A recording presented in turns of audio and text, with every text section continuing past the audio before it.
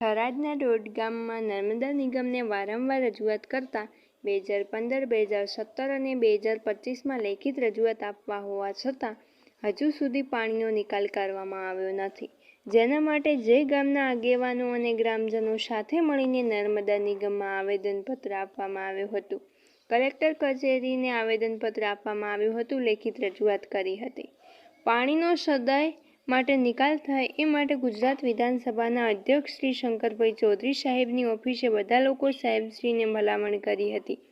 જે મોટા વહેણ દેખાય છે, પરંતુ જે આ નાના વહેણ નર્મદા નિગમને વારંવાર રજૂઆત કરવા હોવા છતાં નજરમાં આવતું નથી, એવું ગામના આગેવાનોએ જણાવ્યું હતું.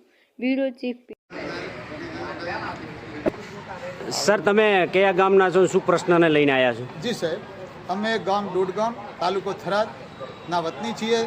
આજે જે અમારે પાણીના નિકાલની અમે વારંવાર સતત 15માં રજૂઆત કરી, 17માં રજૂઆત કરી, આજે નવેસરથી રજૂઆત કરવા આવ્યા છીએ, પણ આ કોઈ જે નર્મદા નિગમ છે એ ધ્યાને નથી લેતી. તો નામદાર સાહેબને આજે બી અમે નવીન આવેદનપત્ર અમારા ખેડૂતોની સાથે આપી રહ્યા છીએ. હવે વાત અહીં રહી કે અમારું ધ્યાને ન લેવાનું કારણ કે જે બોળા પાણીની વાત છે એના સિવાય વહેણ અલગ છે. એક કેટલો નંબર છે? 50 હા, 52-50 ગેટ છે. નર્મદા માળકા શાખા છે એનો 52-50 ગેટ છે. એના આગળની આ વાત છે. એટલે આ વાતને ધ્યાને લેવા માટે ફરી અમને ધ્યાન દોરવા આવ્યા હતા નામદાર સાહેબને અને નર્મદા નિગમને.